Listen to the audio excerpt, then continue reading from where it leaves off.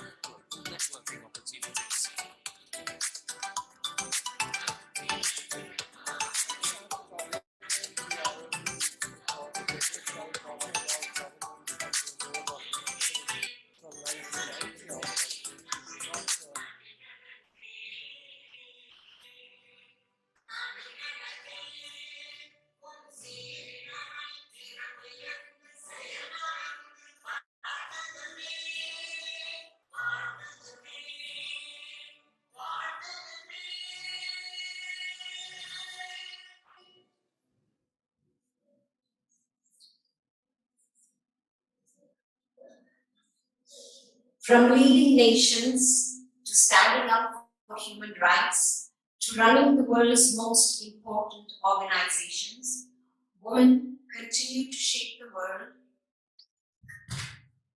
through their leadership.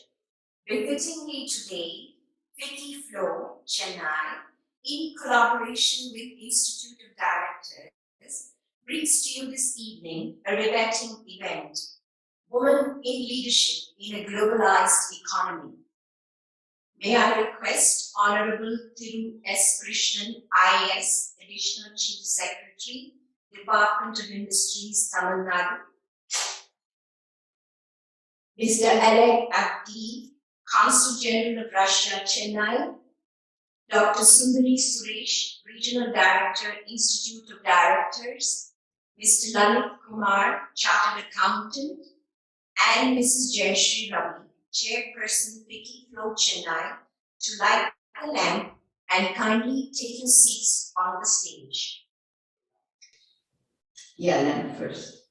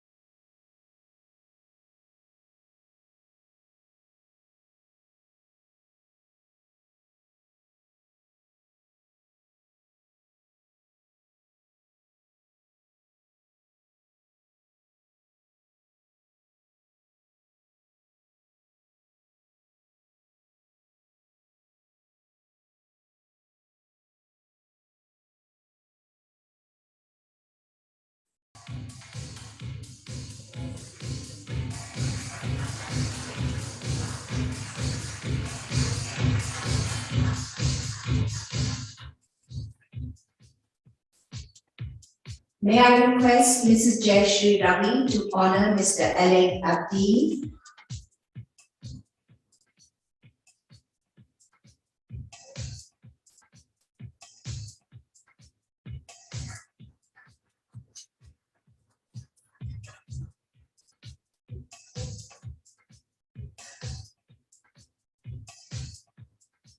May I call upon Dr. Sundari Suresh to felicitate Mr. Lalit Kumar.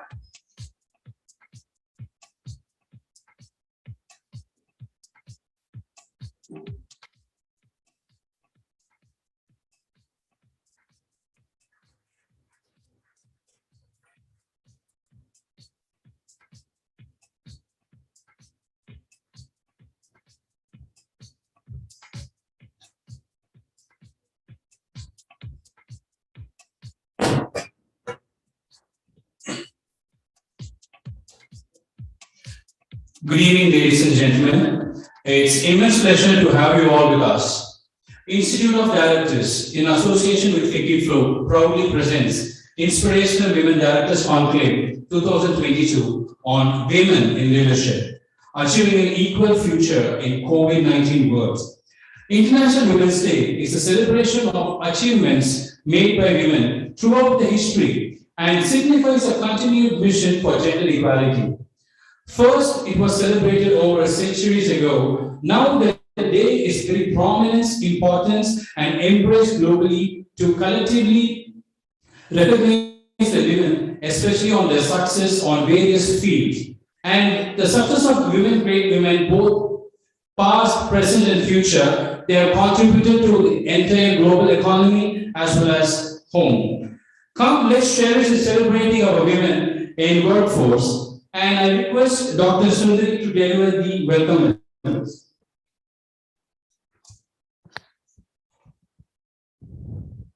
Thank you, Mr. Dinesh.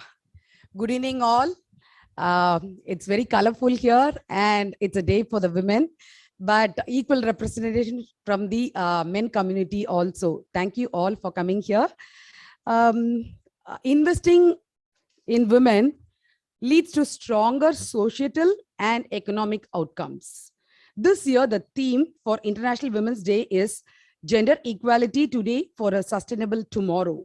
IOD Chennai region, in association with FICCI Flow, proudly presents to you Women in Leadership in a Globalized Economy, focusing on the theme of bridging diversity and women empowerment in a COVID-19 world. Today, IOD and FICCI Flow appreciates the work of the heroines and who have come across the social, economic, cultural, and political sectors. The day also represents the continued fight for equality to eliminate discrimination and bias between genders. To quote from Aristotle, it is during our darkest moments that we must focus to see the light. I sincerely welcome our Honorable Thiru S. Krishnal, IAS Additional Chief Secretary, Department of Industries, Government of Tamil Nadu, who in spite of his busy schedule has consented to be our chief guest for the event and address on the topic of women leaders in business, challenges and opportunities, especially focusing in Tamil Nadu. Welcome you, sir. Thank you so much for accepting our invitation.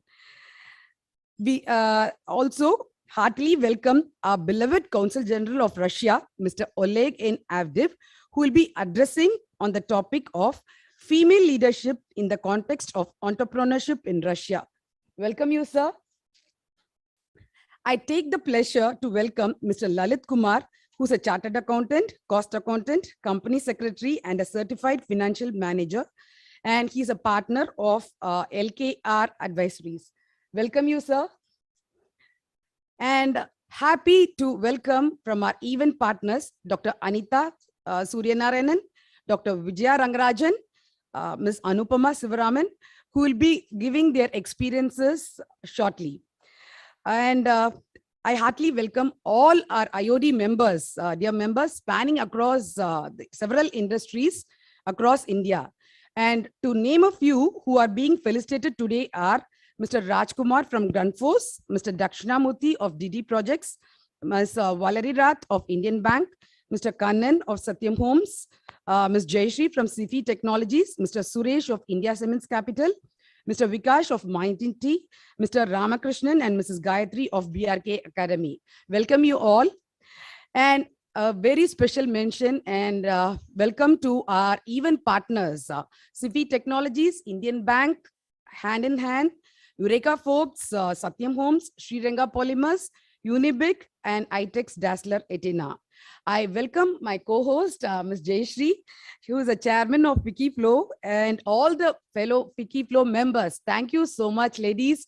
You come in huge numbers, and that makes a day very, very fulfilled. Thank you so much. And wonderful gathering of women and men in business community. Again, to quote from Abraham Lincoln, don't worry when you are not recognized, but strive to be worthy of recognition. Let's lead and build. Thank you so much.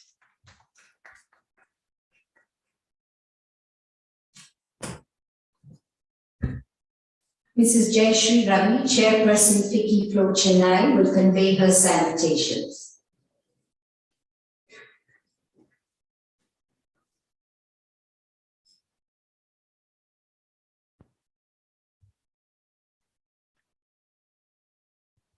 Good evening, all. It is indeed a beautiful evening. A very warm welcome to one and all present here. I also extend a hearty welcome to Honorable Thiru S. Krishnan, IAS, Additional Chief Secretary, Department of Industries, Tamil Nadu, Mr. Oleg N. Avdi, Honorable Consulate General of Russia, and Mr. Lalit Kumar, a chartered accountant and certified financial manager. It's an honor to have you all among us today. We at Flow Chennai are in collaboration with the Institute of Directors and are proud to present to you this event in view of the International Women's Day. We are happy to welcome past chairs, past presidents, GB members, and dear members of Flow Chennai, the dignitaries and members of the Institute of Directors, and our very beloved guests. Flow was established in 1983 with a crystal clear mission to empower women across India, to provide financial, physical, and emotional stability to all women, regardless of the societal status or background. As an all India organization for women, Flow has 18 chapters and 8,000 members pan-India. Our Chennai chapter is more than 350 members strong. We conduct speaker events, beneficial workshops, and several social projects like blood donation and vaccine campaigns all through the year. We primarily focus on skilling and upskilling, which yield talented young individuals. We provide information on startups, how to gain ground and meet the right people to kickstart one's entrepreneurial journey. Several women, including Flow members, are beneficiaries to our valuable courses and workshops. The support we receive has only multiplied as the years go by, and we remain truly grateful to our well-wishers. On this International Women's Day, I'm proud to say that we have among our own Flow members several inspiring women who are achievers in their respective fields. For us here at Flow, every day is Women's Day as we bond, learn, inspire, and empower one another every passing minute. I'm not going to keep you waiting any further.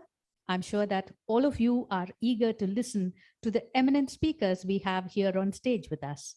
Without doubt, this is going to be an enriching and inspiring 60 minutes ahead of us. Once again, I welcome all of you on behalf of Flow Chennai. Thank you.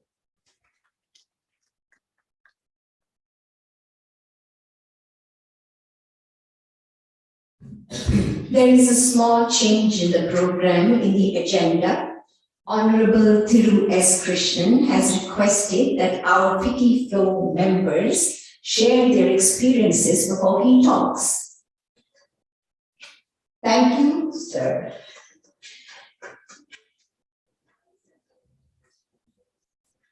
In the words of Joanne Chula, leadership is not a person or a position.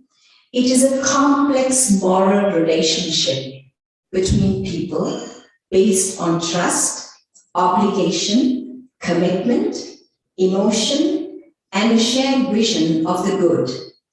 Our members of FICCI Flow Chennai, Mrs. Anupama Shivaraman, Dr. Vijay Bharati Rangarajan, and Dr. Anita Suryanarayan will steer us through their brilliant success journeys.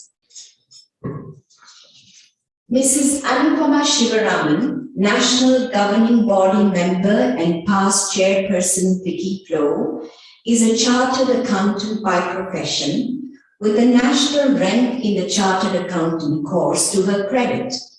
She has 2 decades of experience with the Sri Ram Group in finance and corporate planning of multiple business verticals. She is the director of the Sri Ram Leadership Academy, spearheading their e-learning initiatives.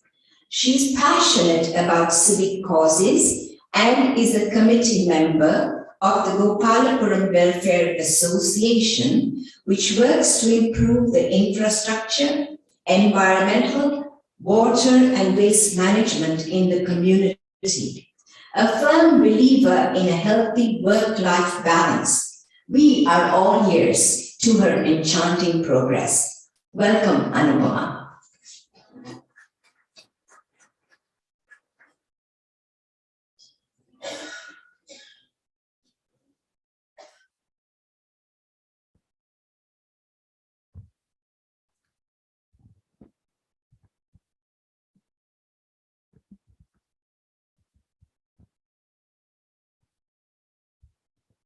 Good evening, ladies and gentlemen. Thank you, Jayashree, for inviting me here to share my journey and my life lessons with all of you. A journey of 1,000 miles starts with the first step. I grew up in Hyderabad, where my father was an IAS officer, a middle-class South Indian family, but luckily very broad-minded. There was no distinction made between my brother and me in terms of our upbringing and education. I was always told that women must be educated and financially independent. That was my first lesson. Gender equality starts in childhood, at home, where boys and girls must be taught that they are equal and to respect each other. Lesson number 2, the values imparted by my parents, like hard work, discipline, punctuality, honesty, and academic excellence, are invaluable even today. They were the reason I was a school topper, a university gold medalist in my BCom degree, and a national rank holder in my CA course. Lesson number 3, Indian girls are like Dashavataram. I always say this. Though I'm a CA, I'm also a Bharatanatyam dancer and a Veena player. I have an advanced diploma in French. From a young age, we women learn to multitask and be a daughter, wife, mother, and professional. It's not easy, but it is essential. And believe me, women are far better than men at multitasking. Sorry about that. And then came my next life lesson. Halfway through my CA, I got married, like many girls in their early 20s in those times. CA is a very tough course, as Mr. Lalit can tell you. Only 20% of people pass the exam. And it's not easy to study after marriage. I had to shift to Chennai, a new city, new family, a new life. It would have been easy to give up. Believe me, I was tempted. But I persevered thanks to the support of my family, and not only passed in the first attempt, but also managed to pass with a good rank. I learned that where there is a will, there is a way. As Anne Ryan said, for women, the question isn't who is going to let you. The question is, who is going to stop you?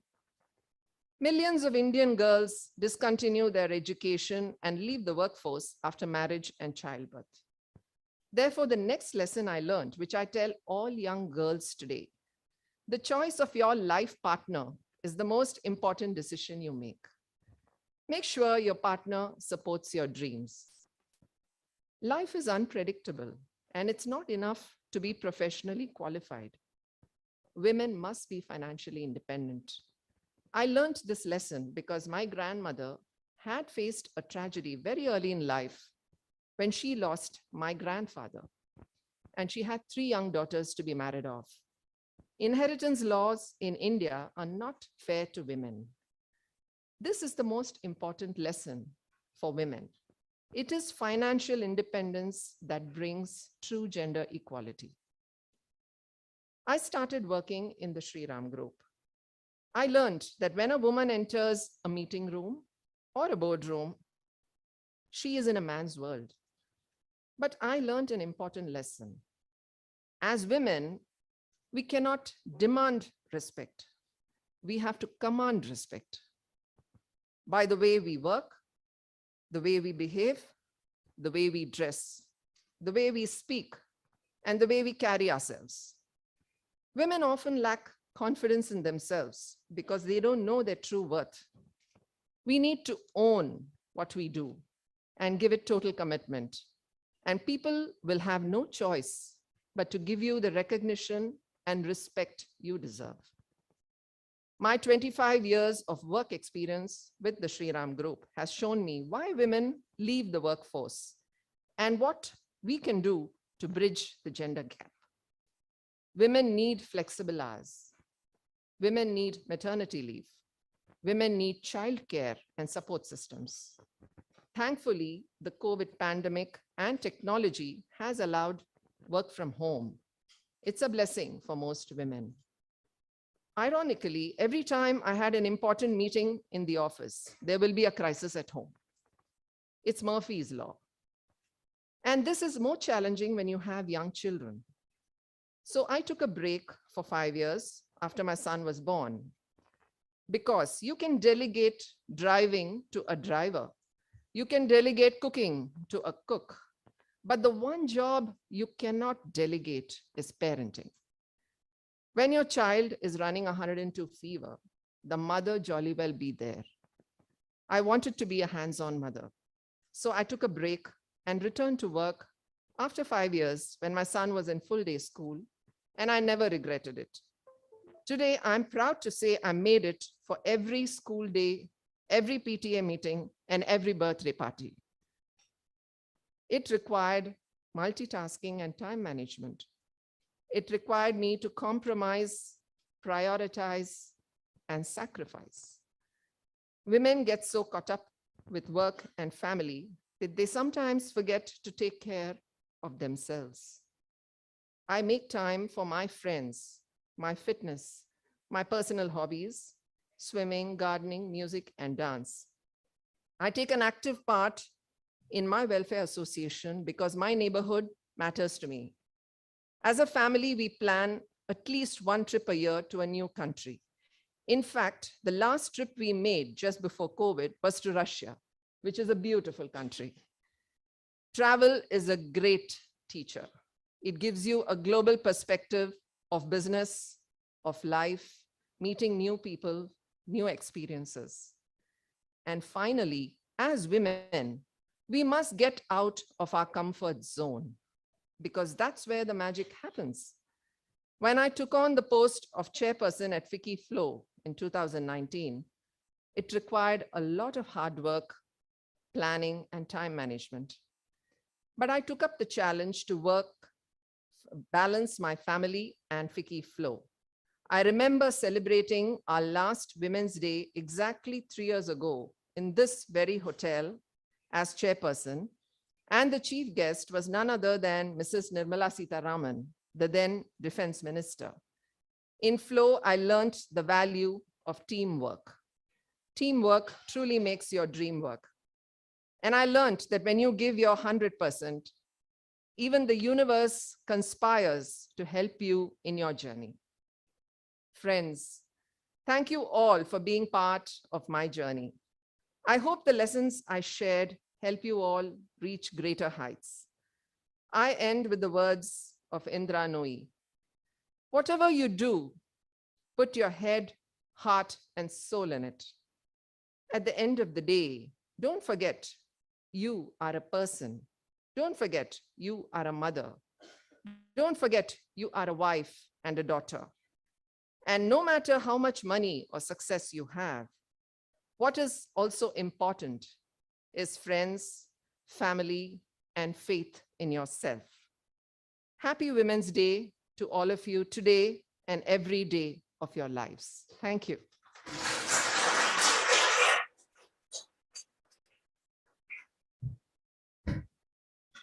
Dr. Vijay Bharati Rangarajan, past chairperson Vicky Flo, is a reputable dentist by profession with a fellowship in implant dentistry and the recipient of Outstanding Dentist Award, besides her many other accolades in the field of cancer and flood relief. She's currently the trustee and director, Sundaram Medical Foundation, Dr. Rangarajan Memorial Hospital, head of the Department of Dental and Oral Maxillofacial Surgery, facilitators, coordinator, hospital projects. Most appealing is being the founder and executive director of CanStop, an NGO working in cancer support. She will join the dots for us on how she is fulfilling her life's destiny and the humongous difference she's making in the life of others. The floor is yours, Vijaya.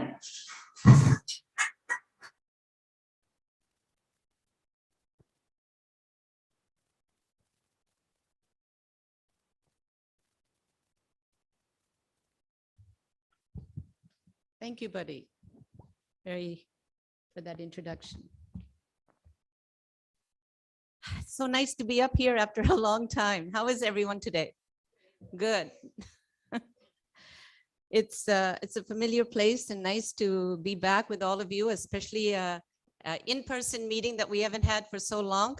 So it's absolutely thrilling to see faces that we're talking to rather than on our laptops and our Zoom calls and everything. So thank you for the invite, President Jayashree, for chairperson. And I'm really happy and honored to be here with you all today. To all the dignitaries, a warm welcome to all of you on stage and to all the dear friends that I know. So many familiar faces. I'm really excited to be here amongst all of you.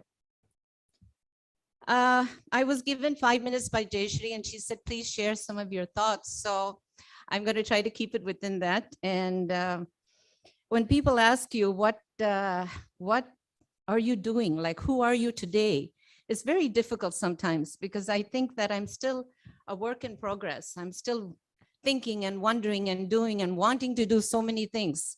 So I'm just going to share a few thoughts that I have that along the way that I have come from across the seas, so to say. First of all, I'm going to just have a few points. Failures, they say, beget success. Why? Because inside of failure, we learn to grow. We learn to recover. So I feel that we need to embrace challenges and opportunities equally. You know, when I was only 42 rather, I lost my husband to cancer. So it was a very fearful time for me, making the right decisions that I had to do for my children, for my workplace, for the hospital that both of us had created. It was daunting to say the least. And although I was born in India, my family had left to the UK, and then we moved to US and to Canada. And you can imagine my returning here in the 80s, my bewilderment when I got married and came to Chennai. It was quite a different place to be from what I was used to. But along the way, when this was happening, I feel another point to remember is that as women, we have to be visible. By that, I mean, most of the time, we're waiting in the wings. We're in the background. We have to move from being invisible to being visible. We need to speak out. It's the fear sometimes of just stepping out and not being good enough. We feel that maybe that's not the job we can do. So something holds us back. So learn to speak up. That is something that if you don't speak up, I feel others begin to talk for you. They begin to speak for you. And when the question comes up whether I should continue to work because of all that was happening in my life at the time, I thought it was time to remind the men and the women in my family about my educational background. Yes, I finished my BSc honors, I did my MBA, then I went into my dental surgery. So I kept telling them, I think I am qualified to be where I am today with the hospital. So just give me a chance. And I think that's the time when you need to speak up and make it happen, because otherwise, even your family, your own family don't really understand sometimes what your needs are and where you need to be. So that was just a little bit of a reminder to the family. And at the same time, we know that we all feel a bit of guilt about what we have to do. Going to work in the morning every day was kind of okay when you have small children, everyone goes off, but it was always coming back home. Why are you so late? You're late again. Like, it was always this questioning. I remember even my beautiful little golden retriever that I had, Kyla, she would just, like, I don't know, uncanny about it. She would hold on to my sari every time I came late. And I don't know how she knew, but she knew that I was late. And so it was like, not just my kids, even my pet would be wondering. We have to have courage, ladies, because sometimes when the spotlight is on us, more doubts creep in. So don't let the fear of failing and the fear of succeeding sometimes also puts pressure on us, because more time away from the family. So have the courage and speak your truth. Feel the passion for what you want to do. It doesn't matter what it is. As long as you feel the passion and you want to go to work, it's not work anymore. It's just a place you want to be. So make it happen. Sometimes it's okay, we go in slowly, slow steps are good. But sometimes if you know what you need to do and where to go, just jump in. Jump in, and I think with both feet in and just do the best you can. That's all anyone is asking, because women can be very good negotiators. And why is it that women, we don't see too many women at the top of the ladder? Out of 190 heads of state, do you know that there's only 9 women? And in the parliament, there's only 13% of women. And somewhere else I saw was, in the corporate world, 13 to 15% are women. Surprisingly, I found that even running NGOs, there's only 20% of women who are at the top of it. So that was something new that I learned. But still, in spite of all this, I think we're luckier than our mothers, who had a lot of, limited in their career choices. And they didn't have the freedom to educate themselves and do what they wished, and the push that they got from their families and the support. Here, I must tell you the story of my mother. It's quite an interesting story because, like I said, we left India in 1957 or so, and we traveled there. So my mom was quite young. She was 25. We were just little toddlers. And she was, my father was a very learned man. He was a nuclear physicist. But my mom studied till grade 5. Her parents thought that that was all. And other skills that she should learn were actually like, home, being a housewife, cooking and sewing and embroidery. And she did learn to play the violin, which she was very proud of. And but she didn't know any English. So when we moved to US and Canada, it was always like, telling my mom, don't come to the school with us because you can't speak to the teachers. You don't know what to ask them. Let dad do the questions, let dad ask and all that.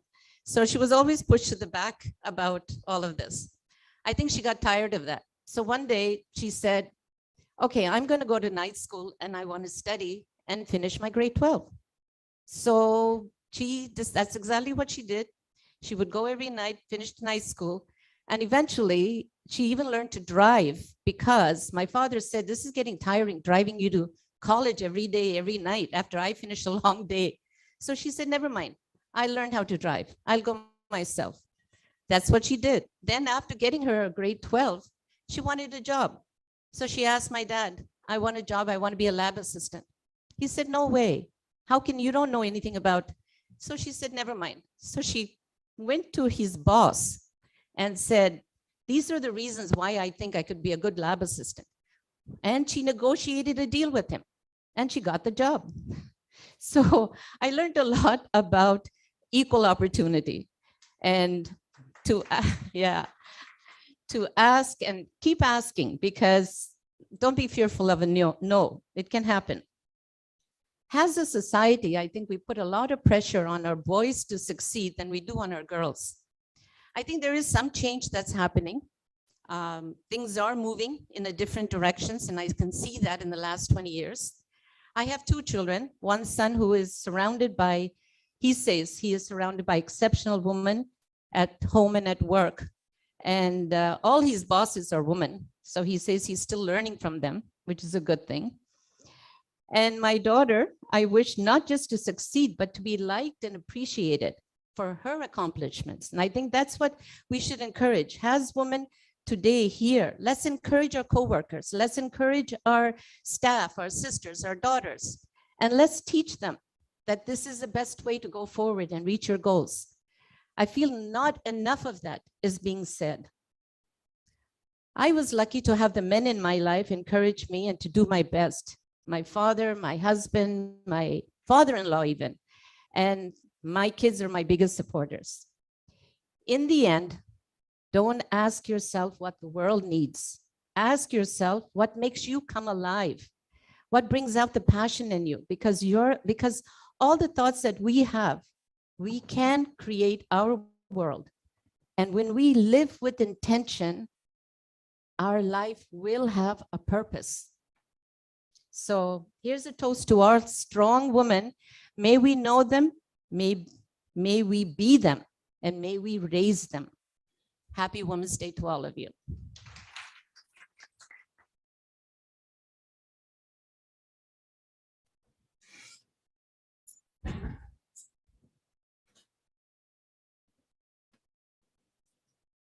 Dr. Anita Surinarayan is an MD in pathology with trainings in immunohematology and cytopathology.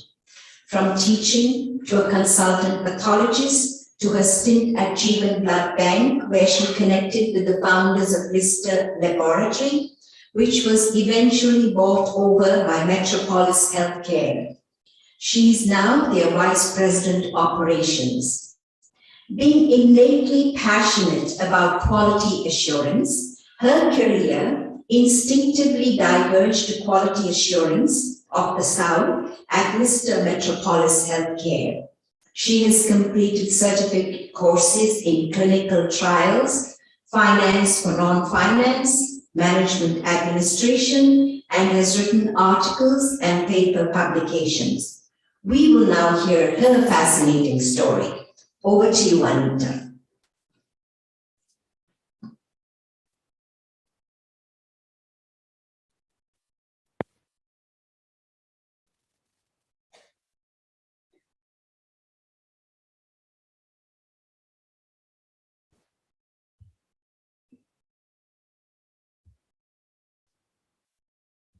It's so good afternoon, everyone. And thank you very much for Jayashree and for the IOD for having invited me to speak. I'm speaking after 3 years on a platform like this with a mic and a podium.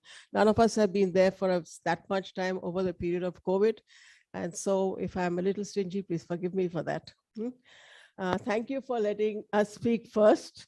I must really thank you very much for that. It was a real compliment. And I request the ladies to please give an applause. These fine gentlemen who have stood by women throughout and also today made us speak. What about me? I never wanted to be a doctor. Let me be very frank with you. I was very happy doing just anything, just living life the way it was. But my father thought very differently. He thought that, you know, a woman should be able to be financially independent. Perhaps he had learned over a period of time when we were, you know, at one time we had to be separated from Pakistan to India. He was during those phases. So somewhere along the line, he felt that a woman must be independent. So today I am a medical doctor because of him, because he insisted that no, you should study, you should do well, and you should be able to stand up on your own 2 feet, which is what we did. And so here I took the least resistance, though I was not very great in, was okay in clinical, and everybody said, why didn't you do gynae and obs? You could have done pediatrician, you could have done medicine. You could have done anything else. Why pathology? So I thought pathology was the easiest thing that I could do. And it was just like sitting behind a microscope and handling all these instruments and giving reports. I mean, what else one to think a pathologist does? And even today, you'll be surprised. Many people think pathologists do that only. They don't do anything beyond that. So I said, fine, let's do pathology. And we did. I cleared my MD. And then I married my husband. He's an orthopedic specialist. And he decided that Mumbai, I'm from Bombay. So Bombay was not good enough. Let's come to Chennai, Madras in those days. Now, though I had married into a Tam Bram family, I didn't know a word of Tamil, believe me. And when I came here, it was like a culture shock for me because 30 years back, what Chennai was or Madras was is not what it is today. I didn't know anything about buying small things. I didn't know cooking, to be very frank. I didn't even know how to look after a house because I had lived in a hostel all my life. So these are the life learnings that you have to learn, that I have to stand, I have to manage. Top of that, I had brought a 3-month baby along with me also. So nothing I knew about babies either. And nor did I know who to go to if there was trouble. But anyway, time went along. And when my second daughter came, I decided that I must go to work. So having been in Bombay and having been, you're used to the transport system and you're used to the way we work, I mean, trains and things. Chennai was a little rude rush because I didn't know how to reach. My first job was in Savita Dental College, and that was, where. So I had to get up at 7 in the morning. And most of us as North Indians are not great in getting up early in the morning, but I had to do that. And I had to go by the PTC bus, which used to go, I think it's 47 or 53 or something from Punamali College. And then people used to be taking fish and all, early morning vegetables and things. But you've done it. I wanted to work. That was the only thing. And it was my father's thing that you must be independent. So whether I was earning 2,500 going all the way there, or whatever it was, but I was determined to do it, come fish, come anything, come whatever it is, and made my way there. Like Buddy said, was very fortunate that I did meet, the founders of Lister as well as Jeevan Blood Bank, because I had done blood banking most of the time. And I did meet him. And then we joined. I used to work part-time for Lister, do cytology and do histopathology reporting. And then soon as this merger was happening, so we have a gentleman who knows all about mergers. So anyway, this merger happened and we became Metropolis Healthcare, though still we are known as Lister. So one day I just learned, maybe it was a lesson. As I said, I didn't know much Tamil, and a patient did come. A patient came and I was talking to the patient, and the patient understood whatever it was. I explained to whatever it was, and he went off quite happily. Then I saw that all the receptionists, technicians were all looking at me and laughing. So I turned around and I saw Dr. Srinivasan. I owe a lot to him, standing behind me. And then he asked these people, why are you laughing? Sir, her Tamil. Did you hear her Tamil? So he said, so what? That patient came, that patient spoke, that patient understood every word she said. He has gone back satisfied. So the important thing is communication. You must learn how to communicate. If a Hindi speaking person comes, you always look for her no matter where she is. But you have to learn to communication. And that was my first lesson. We need to communicate. It doesn't matter whether you communicate by a smile, by a face, by just a gesture, by whichever way it is, but communication. Be it your bosses, be it your children, be it anyone else. That was the first lesson that I learned. The second one which we learned was timeliness. Timeliness is so very important. Today, it has got transcript into what we call as STAT, that it was so important in the last 2-3 years when COVID results had to go no matter what. And we were working at night, we were working at day, we were working 24 hours, but we had to ensure that that report treated because the patient required it.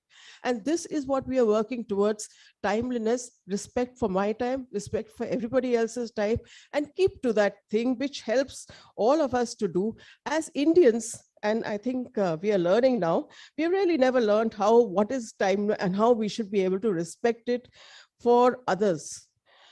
Dedication and completion of jobs is another thing which I learned during my course, that we should complete whatever it is time. And I have tried to instill the same in my 2 daughters. I have two daughters, complete your job, whatever it may be. It may be a lot of work one day, it may be less work, but there's no point saying that the lot of work I can do tomorrow because I have nothing to do tomorrow. You enjoy tomorrow. You have nothing to do, go for a movie, go out with your friends, have a ball. But that's what you can do. None of us don't go through this ups and downs, and there are days when we just don't know what to do. The children are sick, the maid has not come, you've got to go to work, you have an important meeting. All these things are happening at the same time, and somehow you make it. And if you really feel down and out, well, then that's what friends are for, just to cry on their shoulder. So these are the ones which we learned. When I took, as I said, I thought I was doing medicine and I was to do only pathology. What I didn't know, this baggage which was handed over to me, that you take care now, it had things like profit and loss statement. They had things like EBITDA. It had things like balance sheet. It had things like HR and management. It had also things like administration, human resources, materials, material costs, so many things, none of which I knew nothing of because we are not trained that way. But that doesn't mean you give up and say, no, I will not learn all this and let somebody else handle. So I did what I could. I did the training which came for administration. I did training which was done for me for finance, for non-finance people. And believe me, those people had a very tough time putting this non-financial bit into my head, but I learned. And of course, we have learned a lot from, so that helped a lot all through the way. We've been acquired once. We were Lister, we became Lister Metropolis. Today, we have acquired another lab here, that's high tech. So now we have high tech and the field is growing. There is enough opportunities for everything and everyone.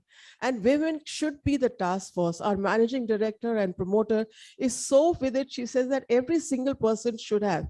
We have opportunities which we give other people, like work from home if they have required for the families or some things. But those are things which I think as women, we should take it towards the last resort and put our best foot forward. We've had wonderful opportunities here to speak in front of everyone and all of you also.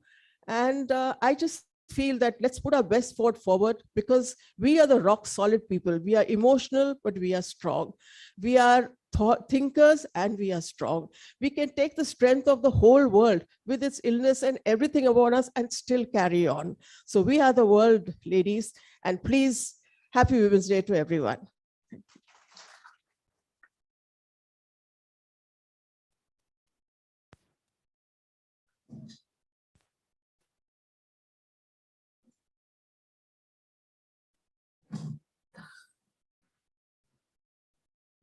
Our chief guest, Honorable Thiru S. Krishnan, has a service record of more than 30 years and holds many accomplishments.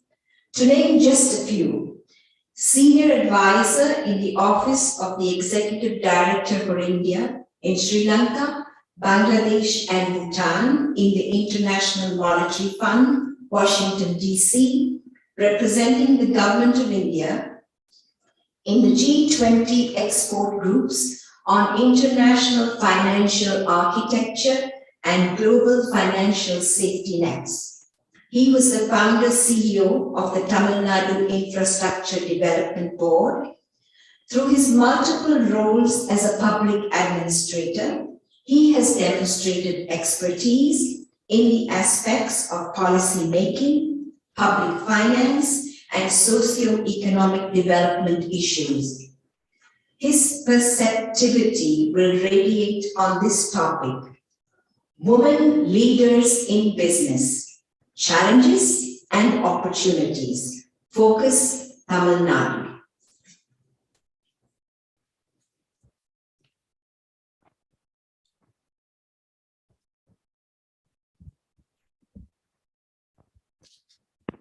Good afternoon to all of you. Your Excellency, Consul General of Russia in Chennai, Mr. Lalit Kumar, the Chartered Accountant and Cost Accountant.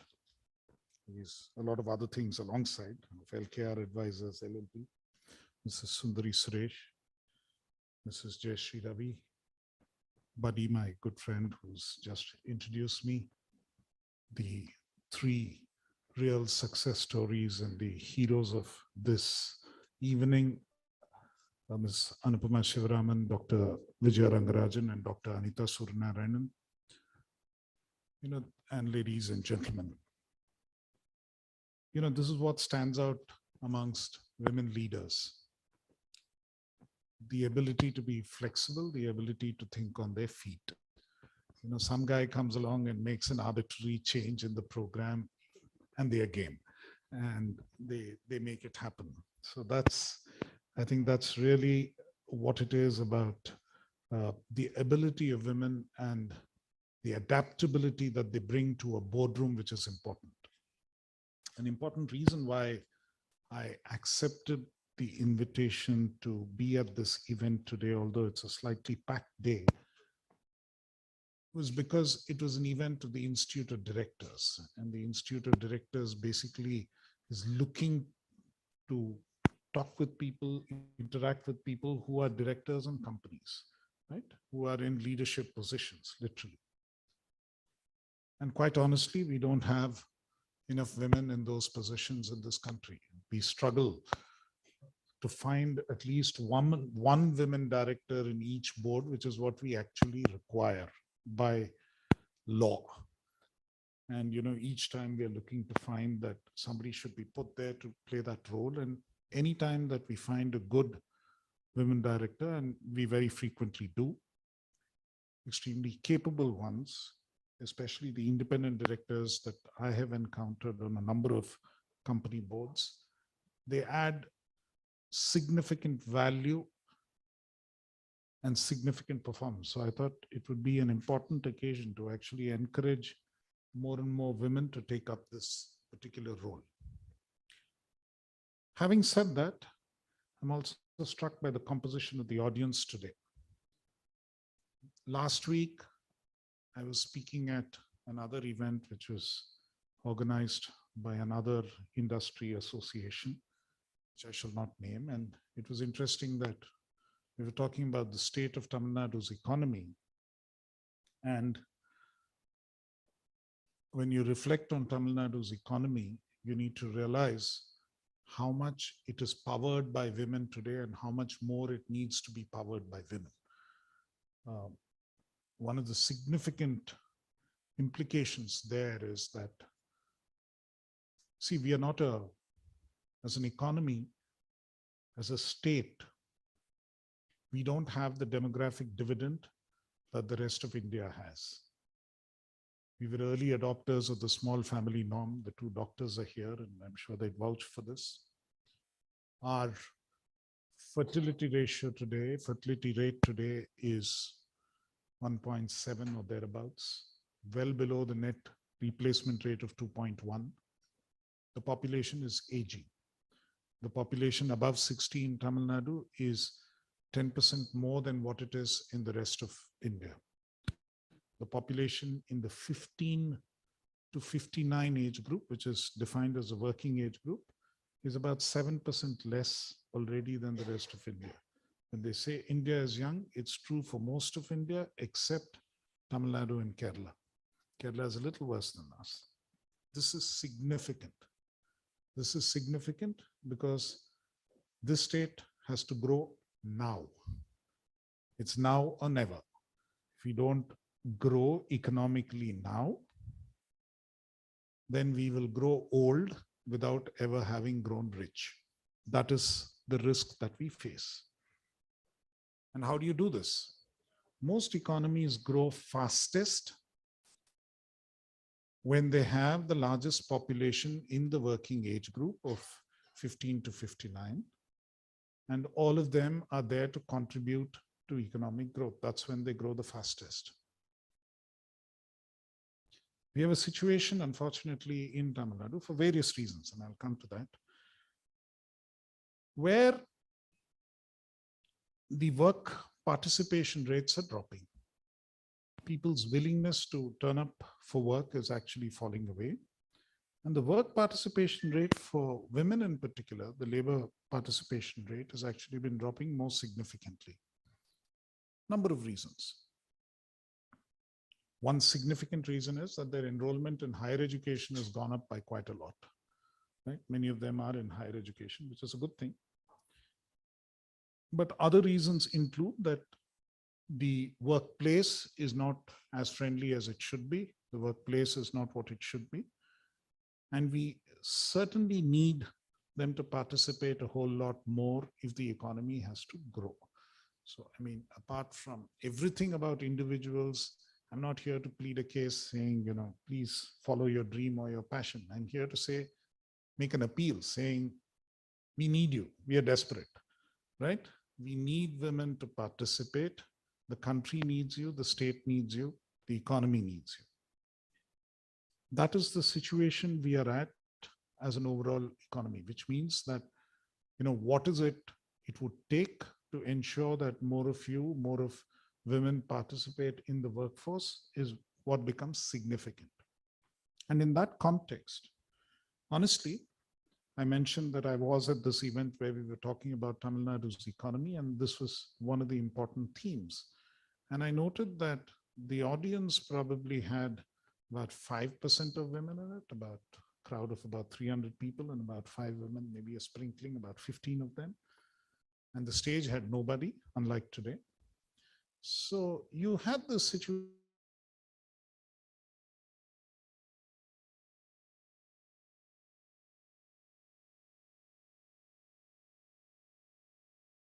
participation would be about 10% or so, or 7 to 8%. I only wish today it was the other way. Probably we really need to be talking to men about this message. And I really wanted to hear from the 3 lady leaders present as to what their thoughts were, what drives them, what takes them forward, because that's a message we need to take to a much larger audience. We need to take the younger ones amongst you here present, need to take this message, and we need to take it out to a much larger audience, because we actually need participation in a far more meaningful and significant way in the economy. And that is, the Tamil Nadu dimension. And let me tell you, I mean, there are many, many, many interesting stories about how women are effective in many, many jobs, and have been for many years. Many years ago, she said that I've spent about 30 plus years in the civil service. It's true, I have. And I'm, like I said, I'm quickly going to be, or not in fairly quick time, I'm going to be the other side of the working age group. So, but having said that, even 30 years ago in 1990, I remember as a trainee, I went to this bottling plant, a distillery plant, where as part of my training, the entire workforce were women, right? About 99% of them were women. And when you ask them saying, why so many women here? He says, no, it's in a bottling plant where we distill or where we bottle liquor, the safest thing is to employ women. So that was the mindset then. Today, when I visit a number of factories and I visit a number of other places where we need to look at what needs to happen, you find that many companies prefer to employ women in the workforce simply because they're more disciplined, they work in a more organized fashion. But I think if you look at that entire Foxconn episode, it'll also teach you that they can't be taken for granted. I mean, they will stand up for their rights. So that's a good change. I see that happening all the time. Sometimes these changes take a long time. I mean, let's just take one little example. History tells us that the first time the International Women's Day was celebrated on March 8th was in 1911, right? It was a more left-wing kind of movement. And for a very long time, it was in the former Soviet Union that they actually observed the International Women's Day. Till 1977, almost 66 years later, when the UN recognized that it was International Women's Day, and it became an event that we all celebrate with so much of verve. So something which was not mainstream at all, something which seemed almost fringe to the rest of the world, took 60 odd years to become mainstream. We can't afford that kind of delay for women to be mainstreamed into the economy. It needs to happen not in 66, but in less than 6 years. So that is what really needs to happen in terms of them taking up leadership positions. In every way, they are as capable as any one of us. I remember many years ago, when I joined, and I've seen these changes over my own civil service career. 1992, I was an undersecretary in the finance department, and we used to spend late nights in the secretariat. So we'd go home because budget work would keep us up till 1 and 2 in the morning. There were no women at all in any of those sections, no women. 2011, I came back to do work in that in 20 years' time. It had changed. Almost about 30% of the people there were women. When I stepped out of the secretariat, even at 2 in the morning, we had women policemen, policewomen, police constables standing there providing security. So they were there. They'll do they're capable of doing any of this. And one of my favorite stories about what women are capable of and what they can achieve. In the mid-90s, I recall Tamil Nadu introduced this policy that 30% of the recruitment into government jobs will be of women, right? So they recruited the first cohort. Till that point, teachers, nurses, all of those, we had a lot of women. We had very few women in other administrative and other positions. So for the first time, they recruited 30% women into the police. So we had a large number of women police constables, young girls, 22, 23-year-old, and I just had gone as a district collector. So the SP didn't know what to do with the women. So he said, look, can I put them on security detail in the collector's bungalow and the SP's bungalow and things? So that's the first duty that all these girls did. And I mean, of course, they would march off every evening if my wife wanted to go for a walk. So she had this detail of 2 lady policemen who would go along with her. And that seemed to be the best that we can use them for. And those were days in the late 90s when we had a few communal clash issues in that district. So one day, with no option, the SP, we had to deploy about a whole platoon strength of these girls, 30 girls, at a particularly troublesome spot. And then the DSP came back and told me the next day, sir, and there were a number of incidents on that day all over the place, and everyone was complaining, this happened, that happened, the police opened fire, they did this. And then there was this at one spot where these 30 girls were there, and then there was this mob of some 200 men, and these girls charged them, lathi charged them, and beat these guys black and blue. Normally they'll come and complain, saying, the police has done this, police has done that. Not one complaint. Not one guy came and told us that, there had been a police excess, and we managed to control the situation. So that is what women truly are capable of. And that's something that I've seen in my career. I worked as I heard stories from recollections from all of that, Mrs. Anupama Shivraman's experiences of, growing up in Hyderabad are not very different from my own. And only thing is, I was the younger boy sibling with an older sister, and I always get unfavorably compared with her, saying, look at how studious she is, look at how organized she is, look at how well she does, and look at how you are. I mean, it's another story that, it took a while. And so probably I started really doing well only after I left home and went to a hostel, but that's a different story.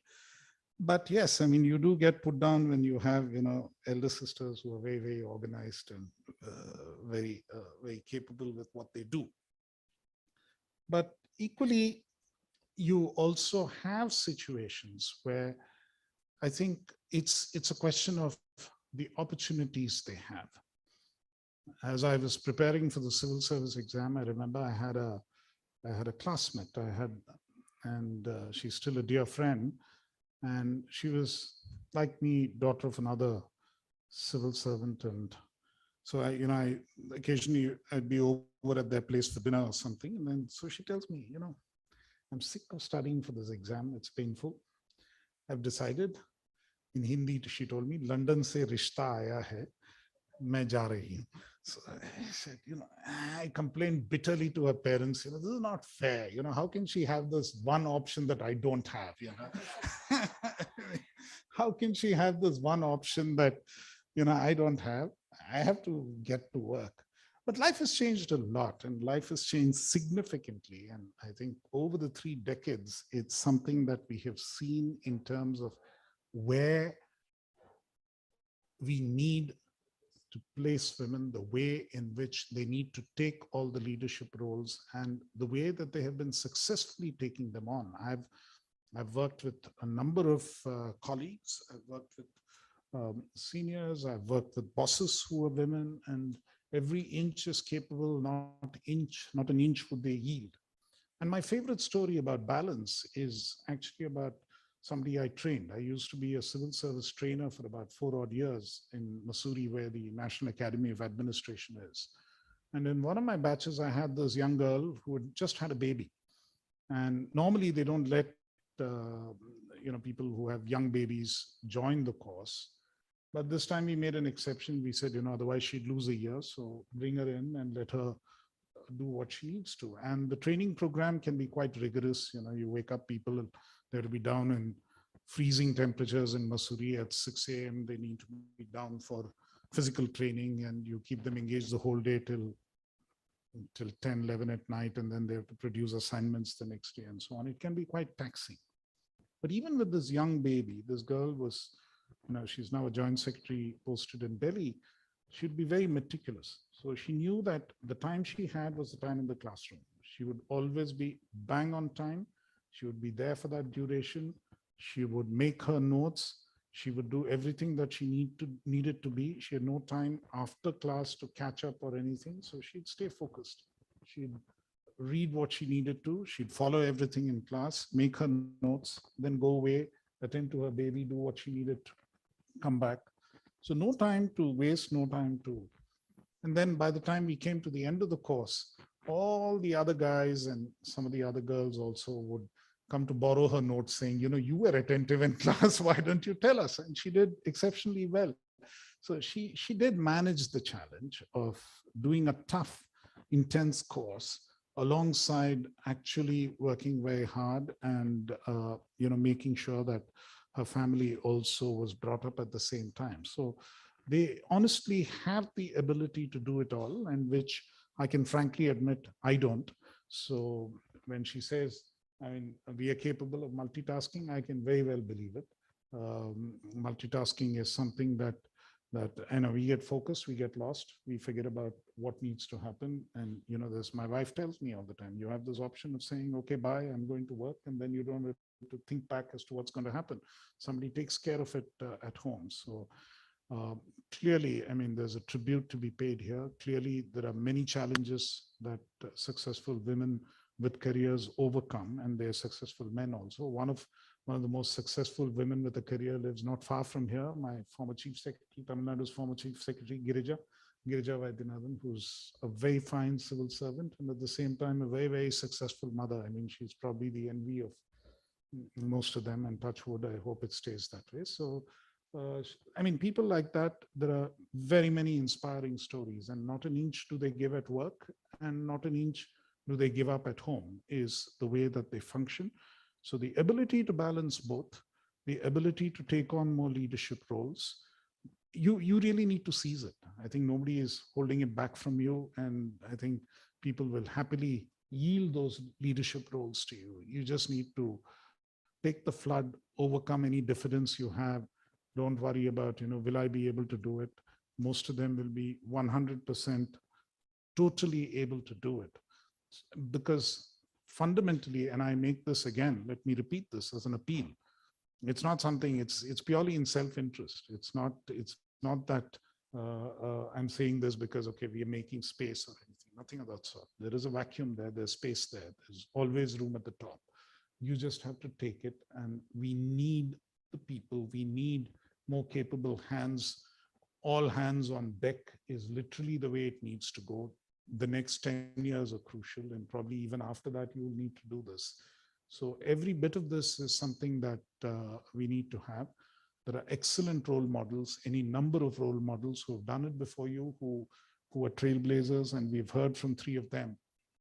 So certainly this is something that an inspiring message we need to take away today on International Women's Day. And of course, it's significant that we've all overcome, through COVID, most of us have shed our masks. We are in a room, in a closed air-conditioned room and speaking. So it's something that we have overcome, and something that as a society, as a country, as a global community, we need to overcome in the days to come.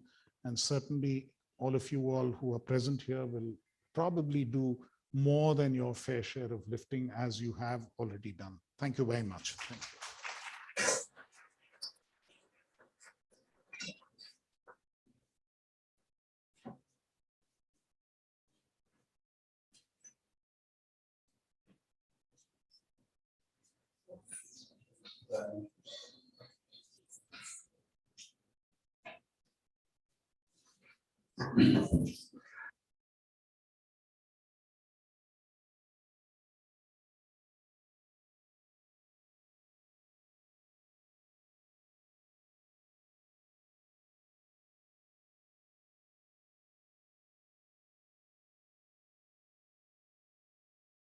and held numerous positions in diplomatic level for Russia.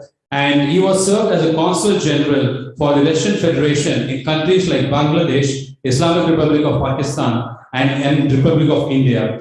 Currently, he's serving as the consul general of Russian Federation in Chennai, Republic of India, and he will be delivering speech on female leadership in the context of entrepreneurship in Russia. May I now request Mr. Oleg to deliver this speech, please.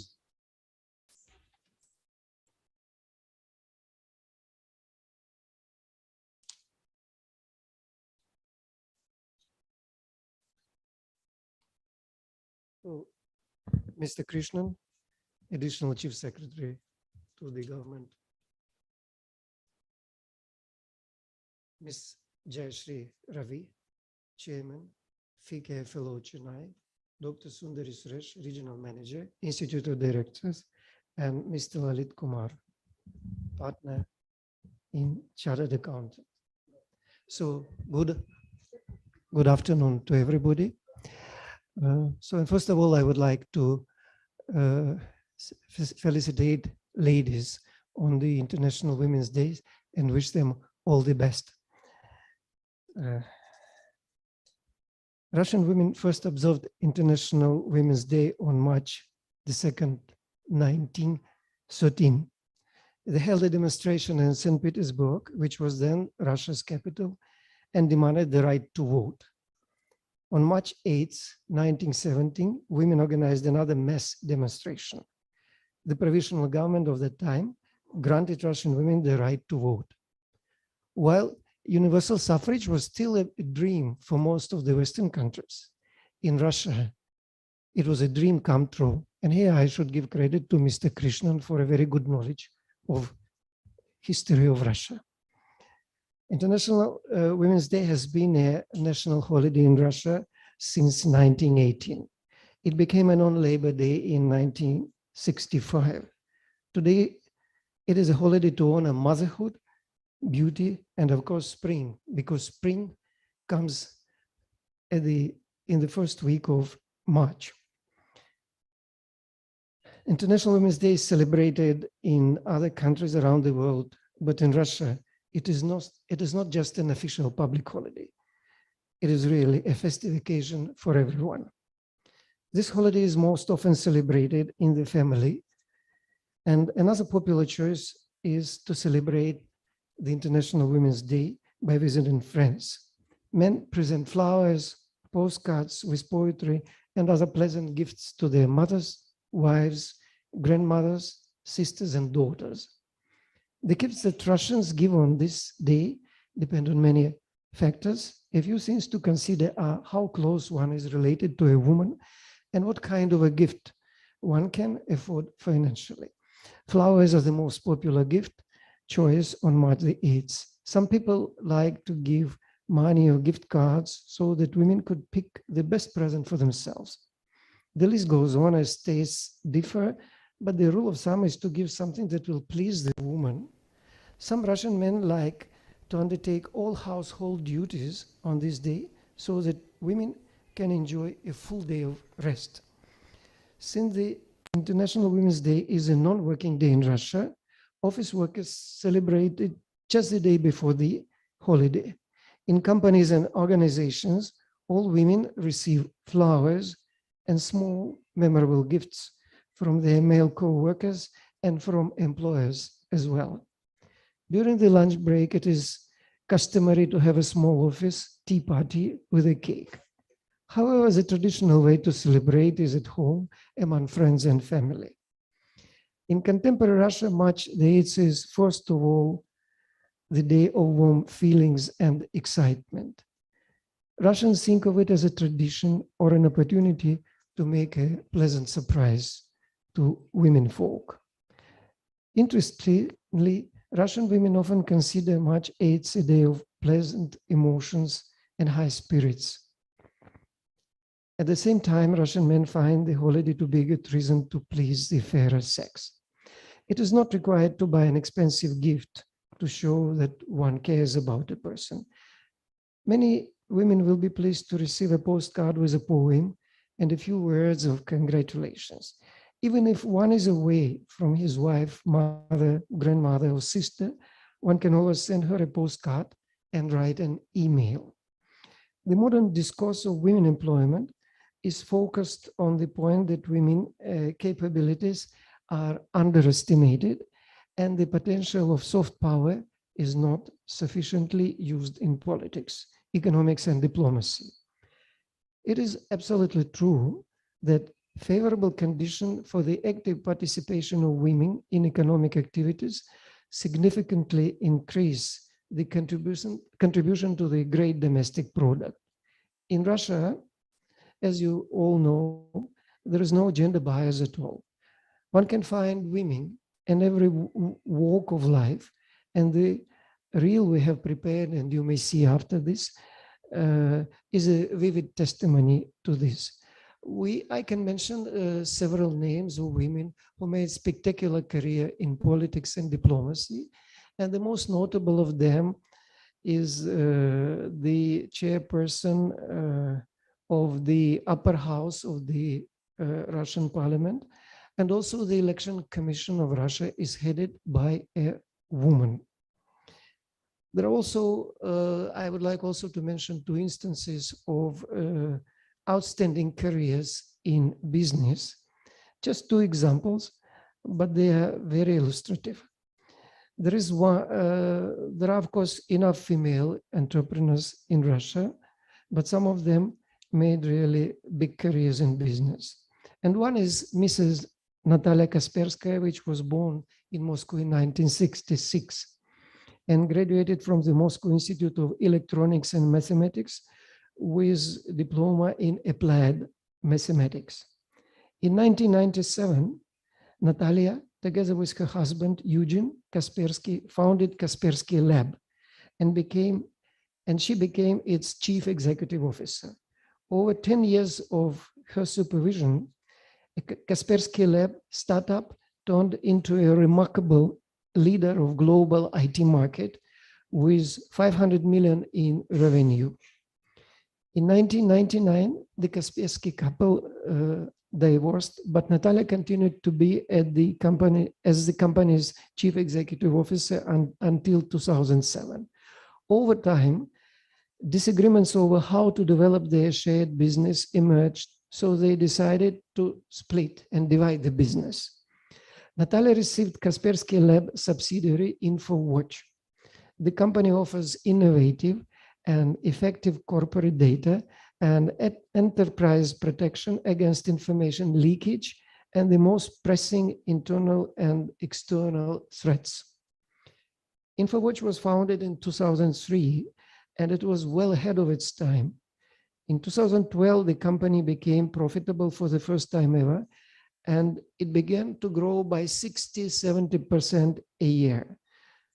The Russian data loss prevention market is still not very big and is no more than 10 billion rubles, but half of the market is currently controlled by this company, InfoWatch. And the company's clients include state agencies, largest banks, oil companies, and telecommunications operators. There is another interesting, and I would also want to say that this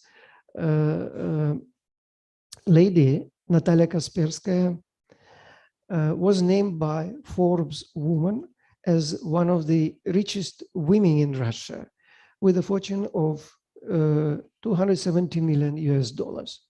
However, she herself is very skeptical about such ranking and considers money to be primarily a resource that can be invested in business. Another success story is Tatiana Bakalchuk, the founder and chief executive officer of Wildberries, which is the largest Russian online retailer and she is the country's first self-made woman billionaire. After graduating from university, she began working as an English teacher. In 2004, at the age of 28, while on a maternity leave, and she has 4 children, by the way, she founded the brand Wildberries from her Moscow apartment using her modest savings of just $700. In 2019, her company's value was estimated at 1 billion, which made Bakalchuk the second woman in Russia to become a billionaire. In 2020, Forbes magazine reported that she was worth 1.4 billion, making her Russia's richest woman. Of course, these two are very outstanding examples, but there are many more examples showing that the Russian women can succeed as business women also. And just concluding my speech, I would like to quote words of a great Russian poet, Nekrasov, who wrote much about Russian women.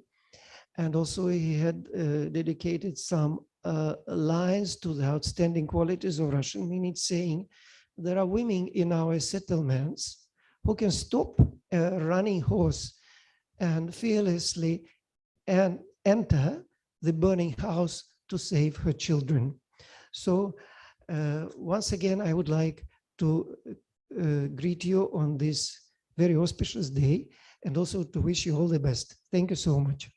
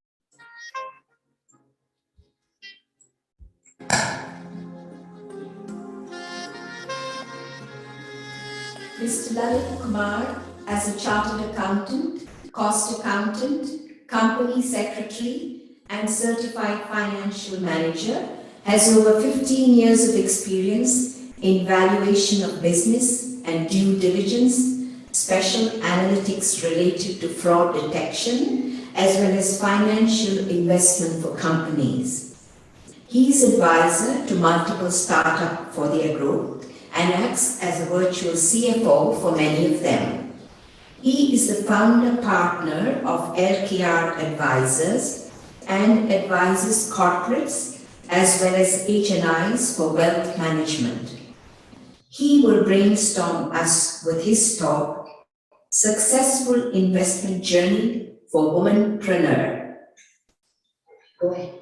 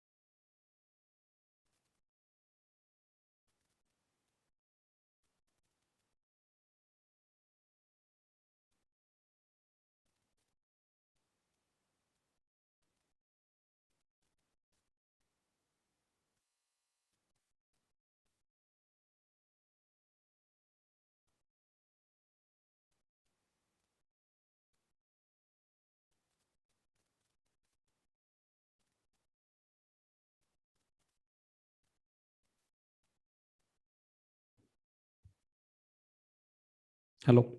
Yeah, thank you so much.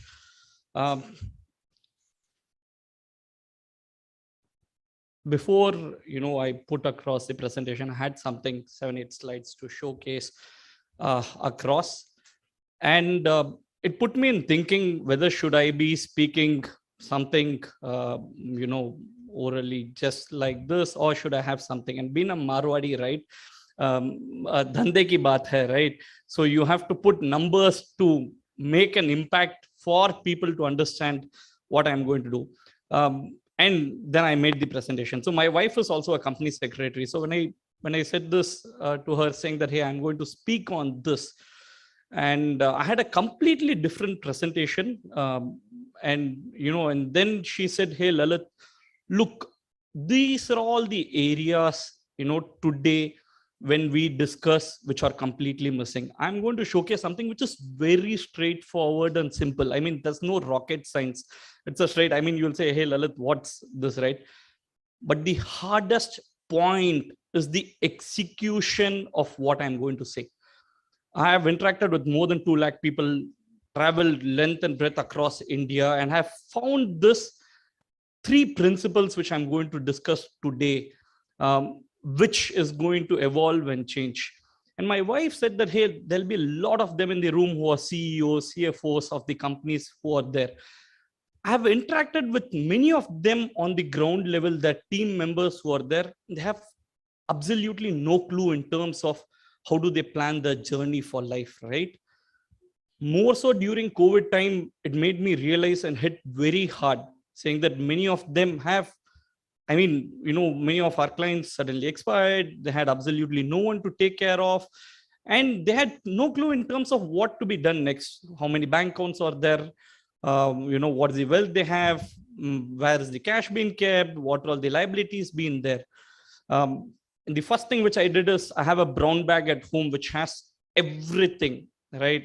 Starting from my passwords to the accounts to insurance policies, everything which can take care of me and my family, if towards of untoward incident of them for next 20 years, right? So, I mean, you need to plan for it, and it's high time that one gives big amount of emphasis which is being there. Yeah, can I have the presentation?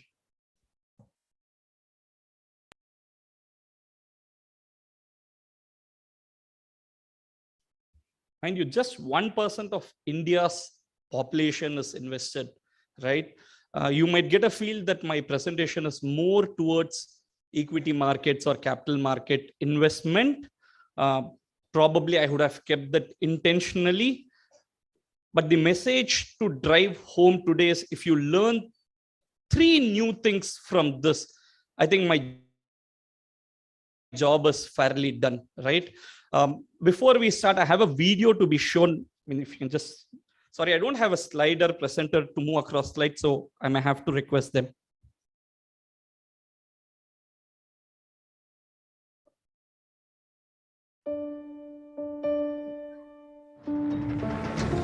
Hello everyone. Thank you so much for coming to help us conduct this experiment today. We were of different ages. We were made to stand in a line. Now I'm gonna ask you a bunch of questions. If your answer is a yes, step forward. If it's a no, please step back. Here goes. Ready? Did you learn how to ride a bicycle before the age of 10? Did you learn music in school? Did you take any lessons in sports? And no, video games are not a sport, even if it has the word game in it. Did you learn how to iron your clothes while still in school? Take a step forward. If not, take a step back. If you can make tea or breakfast, not just for yourselves, please step forward. If not, take a step back. In the beginning, I think the questions were more general. People were still going forward and backward. Questions like, it was funny to see the cooking question. There were a lot of men who went ahead and there were women who were going behind. Do you usually make all the household bill payments yourself? Do you know the circle rate in your area? Do you know the price of gold today? Do you know the exact breakup of your salary? As the questions unfolded, the stark difference came out visibly. Do you know the details of the financial documents you're asked to sign? Have you bought a vehicle in your own name without consulting anybody? Have you bought insurance policies unassisted? Do you watch or follow the budget? Like you think you're doing okay, but then you're like, okay, these are kind of important things that I don't look at. Do you manage your own finances and earnings unassisted? Do you know how to invest in mutual funds? Do you know the difference between a mutual fund and an SIP? Do you make the investments for your family members or your spouse? Do you file your own income tax return? Now, everyone who's in front, could you please turn around and look behind you? Initially, when you guys started moving, there wasn't such a big gap. My question is, when did this gap start to occur? The minute the questions became about managing money, the gap between men and women became very clear and evident. You know, women handling certain responsibilities regarding their own life, which were always passed on to someone else in the family or the men. There was a slight unfairness I realized at that time. But at that point, it seemed normal. I was upset. I wanted to be at the front of the line. It's like, why don't I know this? Why am I not confident enough to say, yes, I am able to understand this? It was quite an eye-opener for me because I always depended on the men of the family to take care of my investments and, plan my future. I felt that obviously men are more into it than women. So eventually I did expect the gap to be there. Over the years growing up,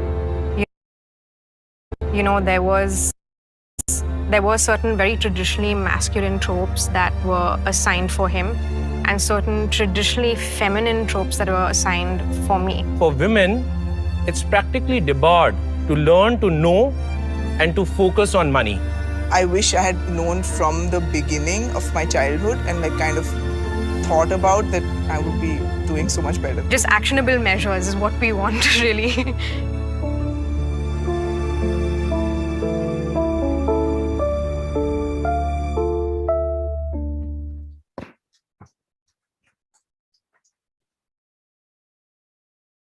Every single time I see this video, it gives me a goosebumps kind of moment. I don't know. I'm not going to comment on it, whether this is right, wrong. I'm standing over here in front of a very highly educated audience. But like I mentioned, right, having seen in my last 15 years of experience, I made this as a goal that, at some point of time, from managing money for HNIs, I need to push myself to start pushing people for financial literacy. And this begins at school level. I've been fighting with government officials at organizations. We don't have a curriculum at school level to have and speak about finance, right? I mean, the first time you hear the word finance is at second or third year of your college life.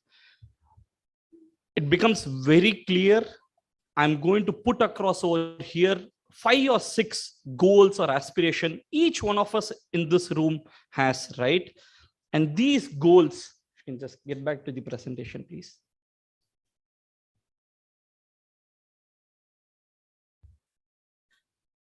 Next slide.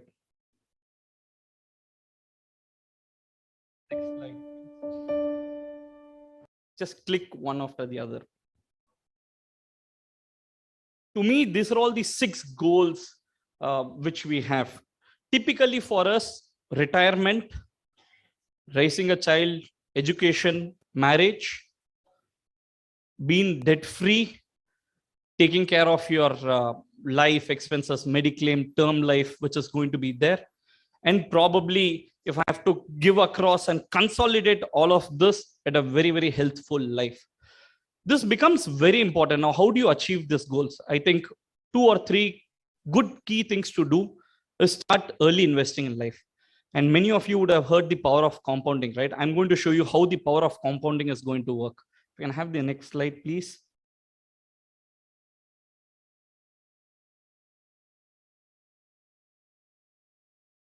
Just keep clicking on it.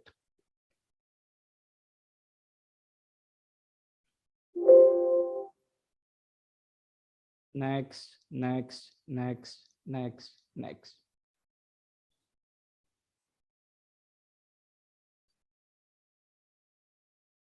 Next. These are all the various asset classes. So broadly, this slide will say you that, hey, look, there are traditional asset classes which people have been investing across. Your so-called real estate, PPF, National Savings Certificate, 95% of them will have it on fixed deposit. The second asset class is the mutual funds, the equities, your exchange traded funds, and the gold ETFs.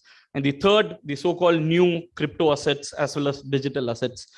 How do you allocate assets? What is available, right? As a thumb rule, which I say, 100 minus your age is equivalent to the asset allocation for equity, which you need to make across.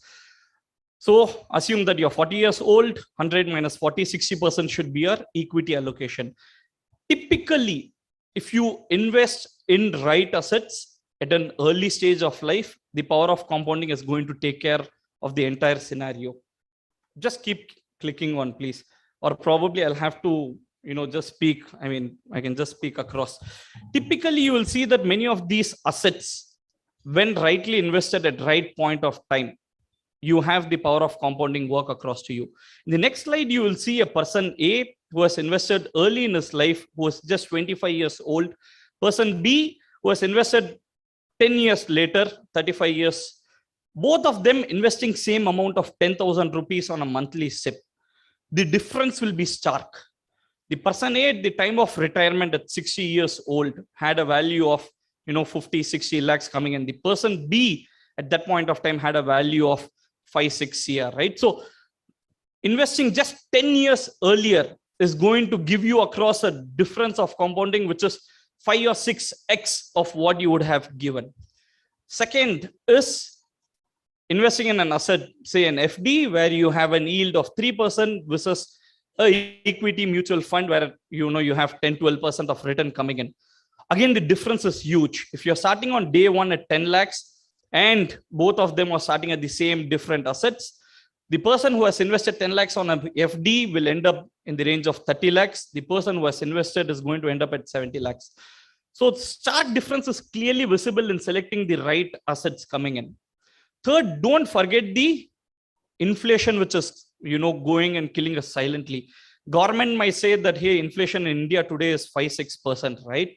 Which might not be the true case. Just take up the fees of your kid at the school, right? You will see an inflation of 15-20%. Same with the health, medical expenses, which we are having. The inflation will be 15-20%. So your income has to grow at a level where this inflation is at least being sustained, or else the value of money is just going to deteriorate significantly. Go ahead. I think I've covered this across in terms. I've also covered this across in telling you which are all the right assets. Go ahead. Next.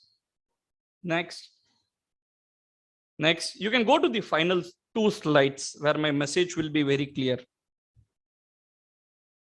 Do's and don'ts, very clear. I mean, one important thing which I have learned during the COVID period is please have a will ready.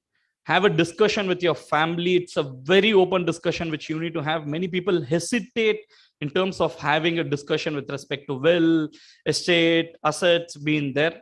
Life is highly uncertain, highly uncertain. I have friends who are in the age of 37, 38, all of a sudden gone, right? You don't know whether you need to cry or what do you have to do, right? Life is highly uncertain. Please have your back-end docs completely ready for the future being done. Next. I'm going to, of course, share this presentation with the IOD team so that they can circulate it across. Next. Who is this person? Many of you might be knowing her. Yeah, Radhika, absolutely. Brilliant story. Krishnan sir rightly mentioned that, today in India, we have just 4 or 5% of the women population. At our office, we have almost 50% as an equal kind of population being coming across.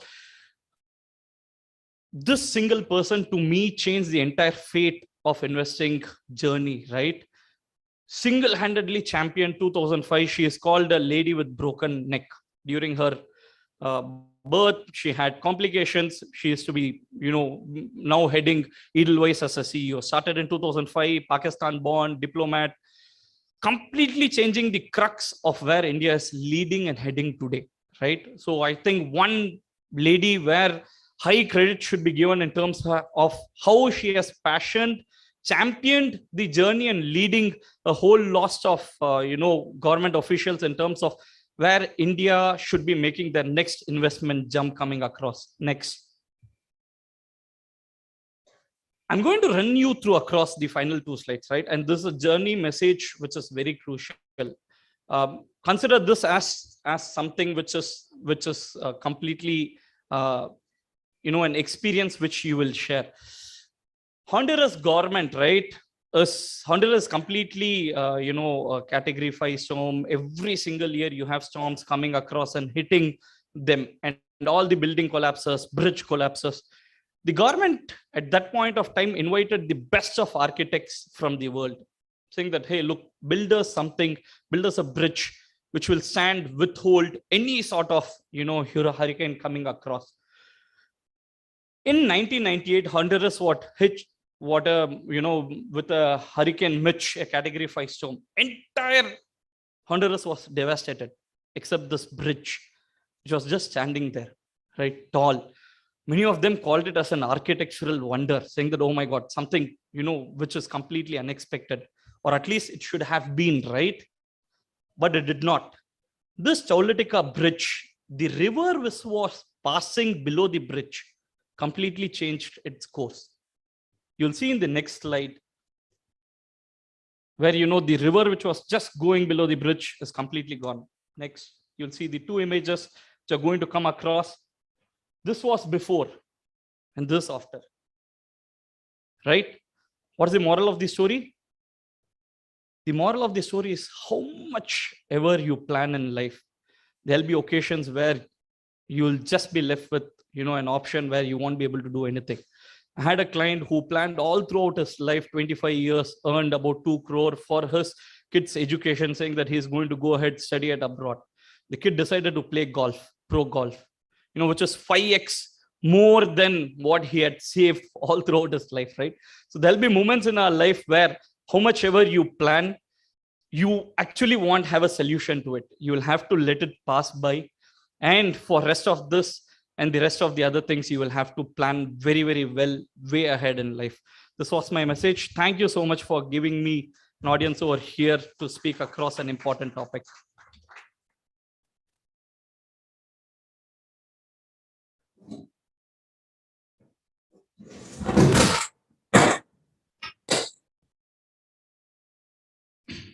Thank you, Lalit Kumar. And now it is the time for felicitating.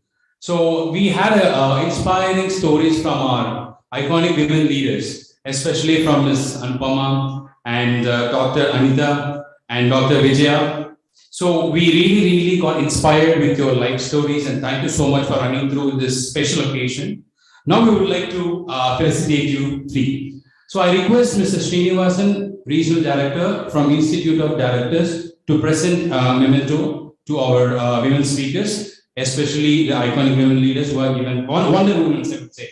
So they're given us the inspiring speech. So I would call on Ms. Anupama Sivaraman on stage, please. Srinivasan is on the stage.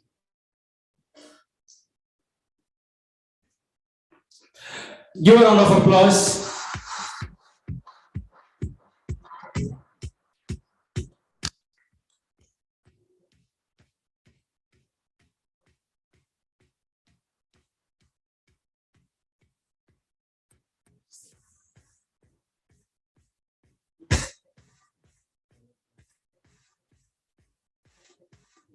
Followed by Dr. Vijaya Bharati Rangarajan, Trustee and Director of Sundar Medical Foundation. On stage, please. Oh, she left, is it? Oh. Ms. Jaishamal, can you type on her behalf, please?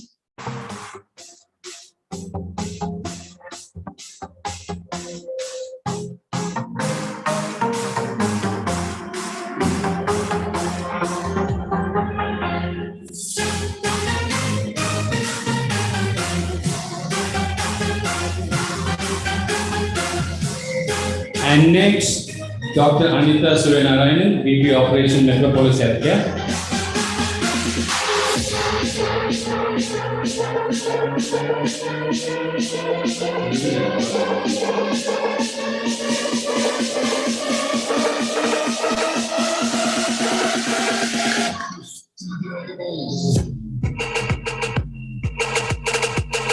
Thank you. You can go back to your.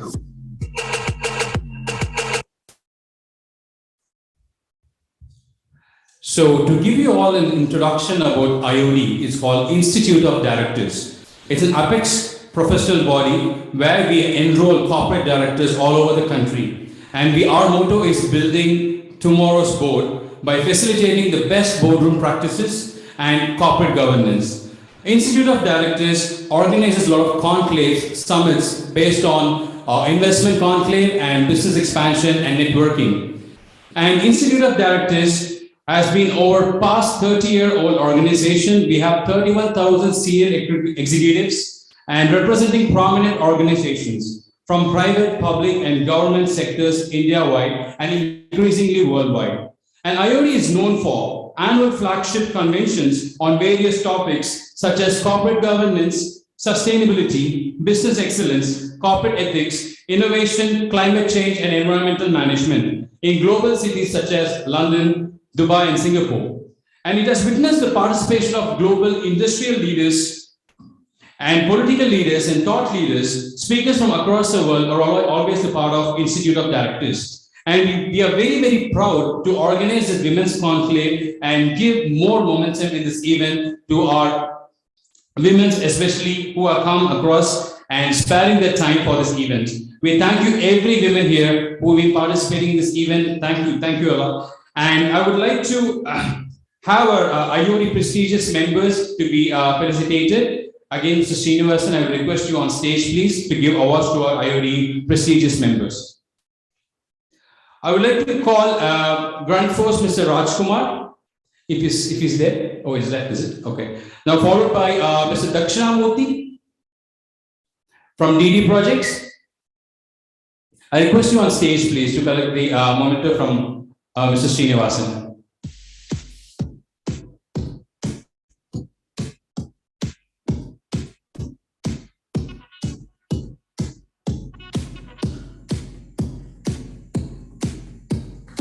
Give a round of applause, please. And next, Indian Bank, Ms. Valera, General Manager, if she's there. Okay. May I have Mr. Kannan Nandakumar from Satyam Homes? Oh, okay, on the behalf of Ms. Valera, okay.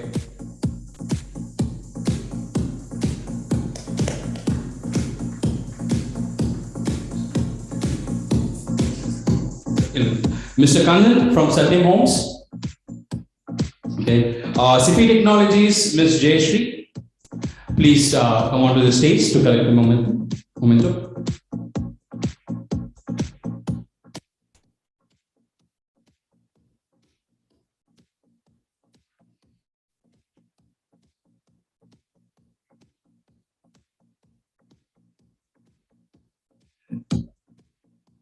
Next, India Siemens Capital, Mr. Suresh.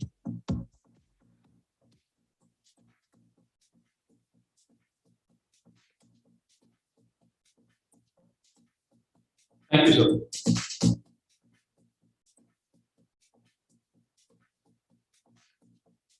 And my name is Mr. Vikash. And BRT Academy, Dr. Ramakrishnan and Mr. Gayatri.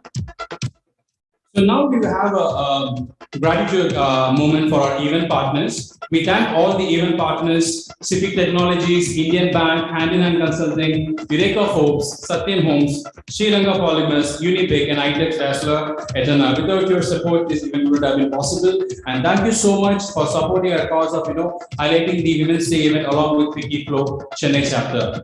And now we're going to gratitude our partners. First, Civic Technologies. We have CP Technologies on stage, please. For the gratitude moment for partners.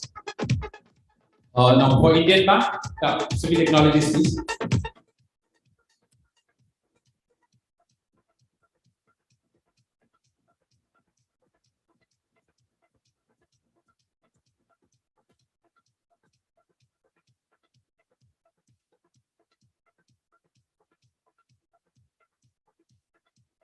And next is Indian band.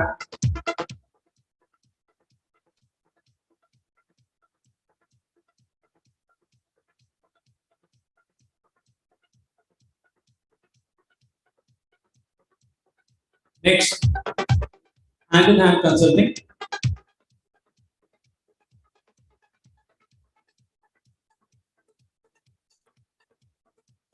Anyone from hand in hand consulting, please? Yeah, please.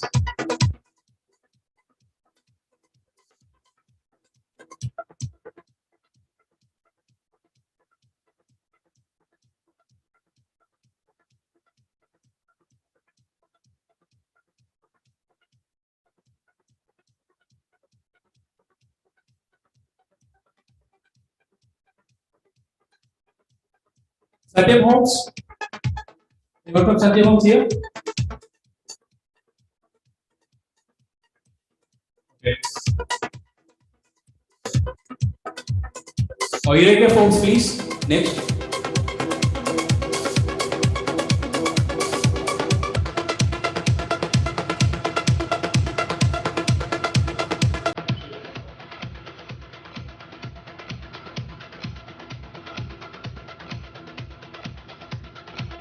Sri Ranga Polymers, on stage, please.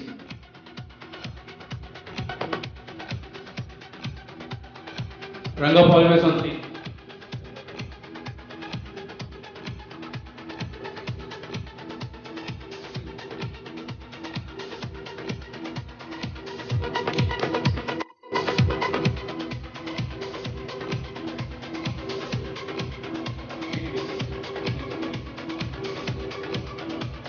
And Unipeak on stage, please.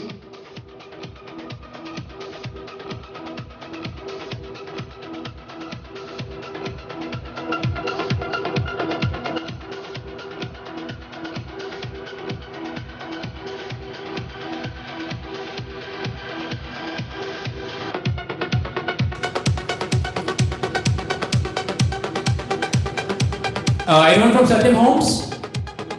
Okay. ITEC Dazzler Eterna.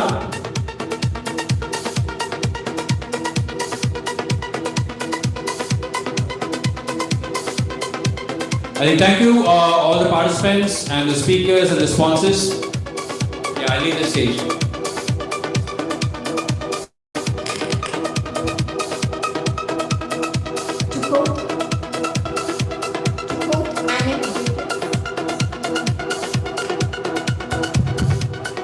To quote Anne Bridges, gratitude helps us to see what is there instead of what isn't. Mrs. Jyoti Thomas, Secretary FICCI Flow, will thank you for being part of this big event, and please do stay on to savor the delectable high tea aesthetically curated by Mrs. Rachna Kumar of FICCI Flow, Chennai. Thank you.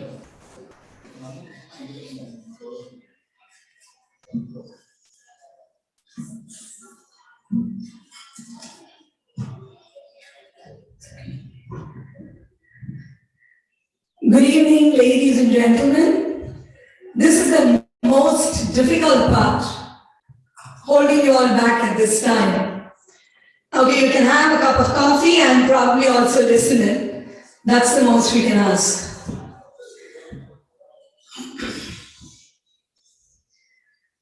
The gratitude moment is very much like our phrase. And thank you, IOD, for taking that. The moments of gratitude from FICCI Flow. I will first put the head there. On behalf of FICCI Flow, Jayashree Ravi, our chairperson, it gives me immense pleasure as the secretary. And today, interestingly, we have the flag, and I think all the ladies here should be listening to us. We complete a year, and this is one of our official programs for this year. Thank you, IOD, for connecting with us. A very big thank you to the Honorary Consul General of Russia. It is not only about ballet and the beautiful buildings, and I was just saying, interesting information about the women and the money that they can churn out. Thank you. Why our three ladies, the three lovely Trinity who came up to speak. We can't let them go because they are just part of flow. They made today. I was sitting and I suddenly saw Inspirational, and something struck my mind, and I said, all the women are right there in. We can spiral down, we can inspire, we are rational. We can do almost everything. Thank you for the three lovely ladies who spoke. We need to be clapping. We had Anupama who said, quoted, and she said, you have to leave the crown outside. The women at Flow know to leave the crown outside and to fix other crowns too. IOD and Flow. Today we were flowed with Honorable through Krishnan IAS's speech. How often do we get somebody who listens? Bang on. Tamil Magan, he let the women walk up. So we were touched, but again somebody mentioned. Very interesting how he listened to everything everybody spoke. The share, thank you for having him with us. Ladin, you shared something and I'm going to share something back. You came and shared something on investment and very good information, greatly appreciated. You were sharing it to the bunch of women who are so buoyant and love to take it, plus the men around here. We've sat through investment programs, we worked on will, and thank you for reminding us once again, we'll keep doing it over again. It's interesting that we are here today with so many members, good few food curated, but how can we not thank IOD? It's more than 2 months. I remember we've been talking to Sundari Suresh. We were picky because FICCI is that. We wanted the best to be here.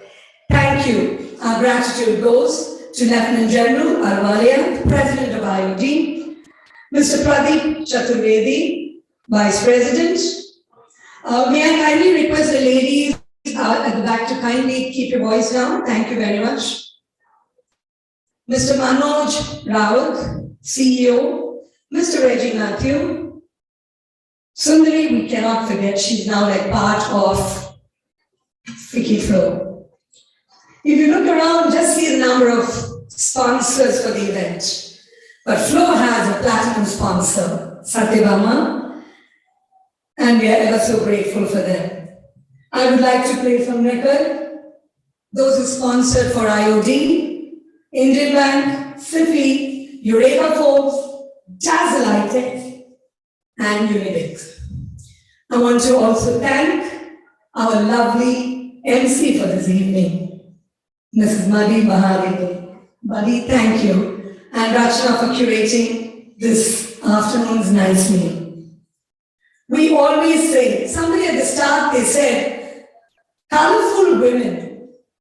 And I said, colorful women. I'm going to make a little change to it. Wherever women go, color follows. So it is something which we don't differentiate between the different sexes or genders. Very briefly, if I have to say a thank you, while we fix the crown, we are here. We always say something like, where there's a will, there's a way. Where there's a woman, they will find a way. So today we have the gentlemen to witness, to see what we were doing, and IOD to support us through this wonderful afternoon. With this, I'm going to keep it very short. We are past 17 minutes past the hour. So without taking up more of your time, thank you all. Kindly applaud the entire team. Sundari, may I just request you to come up forward, because you have sort of been with us and we haven't been easy on you. I'm sure Jayashree will tell that. The number of con calls and the number of people we were churning, and the gentlemen who came here, we literally picked and chose and we wanted them. Thank you very, very much. And she has been very, very kind to the entire group. You have a whole bunch of women here who you will see them all as directors. So women in power. Today it is not just about Women's Day, it's about not an empowerment, advancement. With that, wishing you all a great day And thank you to each and every one of you who has graced this occasion and has made this evening spectacular for us. Thank you and have a wonderful snack, high tea, whatever you like. Thank you very much.